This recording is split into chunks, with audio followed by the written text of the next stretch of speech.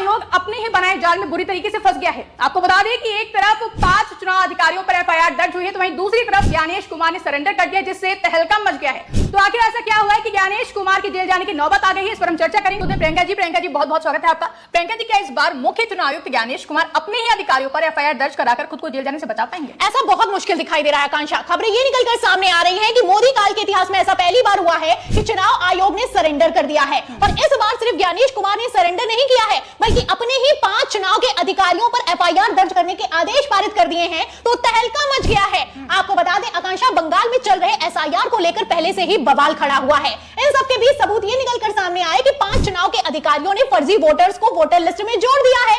एक तरफ सबूत निकलकर सामने आए, दूसरी तरफ चुनाव आयोग हड़बड़ा गया। फिलहाल चुनाव आयोग कितना हड़बड़ा गया है, इसका अंदाजा आप इस बात से लगा सकती हैं कि आनन फानन में 5 अधिकारियों पर एफआईआर दर्ज करके नोटिस तक जारी हो चुका है। बंगाल के अगर एसआईआर की बात की जाए तो कई जगह पर फर्जी वोटर्स जोड़े जा रहे हैं और कई जगह पर लाखों की तादाद में वोटर्स घटाए जा रहे हैं। इसको लेकर टीएमसी एक तरफ जहां अदालत जाने की तैयारी पूरी कर चुकी है, वहीं दूसरी तरफ ज्ञानेश कुमार सरेंडर कर चुके हैं। मतलब बंगाल को बिहार समझना ज्ञानेश कुमार की सबसे बड़ी चूक साबित हुआ है। अगर बंगाल की बात की जाए आकांक्षा, बंगाल जीतना अमित शाह का सपना है। अमित शाह हर बार जब भी बंगाल जाते हैं, विधानसभा चुनावों के दौरान चुनाव प्रचार करते हैं, तो दावा तो करते हैं कि सरकार बनाएंगे और 200 से ज्यादा सीटें लाएंगे, लेकिन हर बार ये दावे हवाई साबित होते हैं। आपको बता दें, अगर पिछले विधानसभा चुनावों की बात की जाए तो अमित शाह ने दावा तो 200 सीटों का किया था, लेकिन 65 सीटों पर भारतीय जनता पार्टी सिमट गई। ऐसे हालातों में अमित शाह बंगाल को लेकर इस बार किसी तरह का कोई रिस्क लेना नहीं चाहते हैं। खबरें ये निकलकर सामने आ रही है कि अमित शाह ने बंगाल को फतेह करने का पूरा प्लान तैयार कर लिया है और भारतीय जनता पार्टी।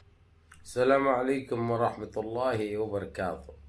अज़ीज़ान मिल्लत इस्लामी, आप तमाम उम्मती को अबू फैसल की तरफ से सलाम अर्ज़ है। घर में बैठी पर्दा नशीन इज़्ज़तदार माँ और बहनों को अबू फैसल की तरफ से सलाम अर्ज़ है। बहरहाल बहरकैफ़ अल्लाह से उम्मीद है आप लोग खैरियत से होंगे, अल्लाह की हिफाजत में होंगे। इन मलूनों की मलामत से, इन फ़िरका परस्तों की फ़िरका परस्ती से, इन दरिंदों की दरिंदगी से, इन मावलिंचरों की मावलिंचरी से, इन बलात्कारियों की बलात्कारी से, इन दहशत गर्दों की दहशत गर्दी से महफूज होंगे। अल्लाह आप लोग अपने हिफ्ज़ अमान में रखे, अल्लाह अपनी हिफाजत में रखे, अल्लाह हर आबा से हर शर से महफूज रखे। बहरहाल बहरकैफ़ मेरे अजीज़ दोस्तों, मेरे भाइयों, देश के हालात से भी आप लोग वाकिफ़ है और देश के बाहर के हालात से भी आप लोग वजह वाकिफ़ है। लेकिन ये आपका भाई आपको देश की ही खबर सुनाऊंगा, क्योंकि ये वक्त अजीज़ हमको सबसे पहले है। अब जिस तरीके से जो वेस्ट बंगाल को लेकर जब बिहार समझकर समझे थे, चाहे बीजेपी वाले हो, चाहे ज्ञानेश कुमार इलेक्शन कमीशन के जो सीईओ हो, जो समझे थे, वहाँ पे पूरा भांडा फूट गया। अब एक के ऊपर एक डाल लेते हुए ऐसे दलीलें, यानी दलील बोले तो ऐसे प्रूफ, ऐसे सबूत निकले हैं। अब इनको जो है सो इन्हों खुद सरेंडर कर चुके हैं। ज्ञानेश कुमार जो इलेक्शन कमीशन के जो सीईओ है, अपने आप को सरेंडर कर चुके हैं। और देखते ही देखते 5 इलेक्शन कमीशन के ऑफिसरों को, अलग अलग स्टेट के जो थे, उनको उनके ऊपर एफआईआर भी हो चुका है। बहुत बहुत मुबारक हो सारे देशवासियों को जो सेकुलर सोच रखते हैं, जो अच्छी सोच रखते हैं, देश के हित के लिए सोचते हैं, देश की बेहतरी के लिए सोचते हैं, देश के विकास के लिए सोचते हैं। उनके लिए बहुत अच्छी खबर है ये मेरे अजीज दोस्तों, मेरे भाइयों।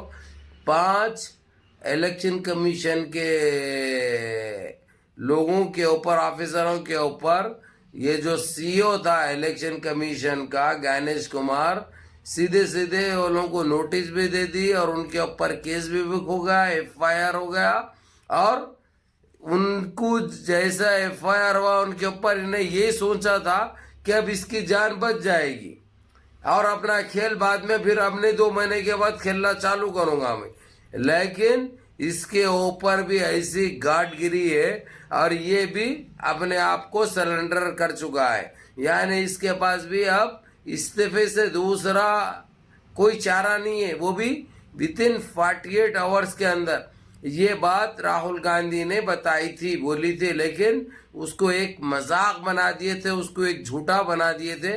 और ये अल्लाह की मार ऐसी पड़ी है अभी इन्हों बचने का सोच भी नहीं सकते। और जितने स्टेटों में, चाहे बिहार हो, चाहे जहां जहां बीजेपी की सरकार बनी है, एनडीए की सरकार बनी है, जो जो स्टेट में इनके वजीर आला है, वो अब ये सुप्रीम कोर्ट ये एक सवाल कराए, यानी एक बात बताइए, क्यों ना यहाँ पे शफाफ तरीके से साफ सुथरी तौर पे दोबारा इलेक्शन किया जाए।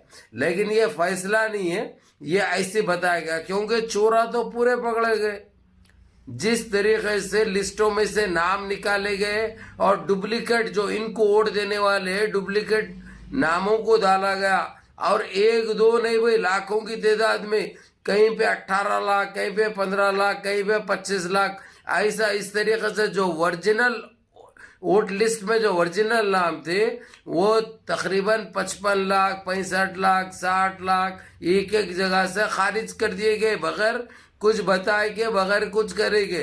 क्योंकि ये वोट तो उनको मिलता नहीं, उनको खुद मालूम है। पूरी लिस्ट चेक करने के बाद ये लोग जब से वोट दे रहे, कभी भी एनडीए को, बीजेपी को नहीं मिला, ये देखकर उनके नामों को ही खड्डे में डाल दिया गया। लेकिन ये प्रूफ के साथ ये चीज साबित हो गई, होते ही इन्होंने सीधा सीओ साहब खुद बचने के लिए इलेक्शन कमीशन ज्ञानेश कुमार इन 5 लोगों के ऊपर नोटिस भी दे दिया, केस भी बुक करा, FIR भी हो गई।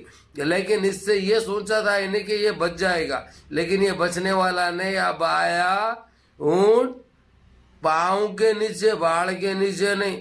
अब घप बोल के लगता, जितनी गंदगी फैलाई थे बाप का राज है समझ के, अब औकात भी दिख जाएगी, हैसियत भी दिख जाएगी। बहरहाल मेरे अजीज दोस्तों, मेरे भाई, मुनज़्ज़म रहिए, मुत्तहिद रहिए, अपनी सफ़ों में इत्तेहाद बरकरार रखिए, नमाज़ों की पाबंदी करिए, माँ बाप की खिदमत करिए, बड़ों के अहकाम पर अमल करिए, और अपने इस भाई को भी दुआ में याद रखें। अस्सलामु अलैकुम व रहमतुल्लाहि व बरकातुहू।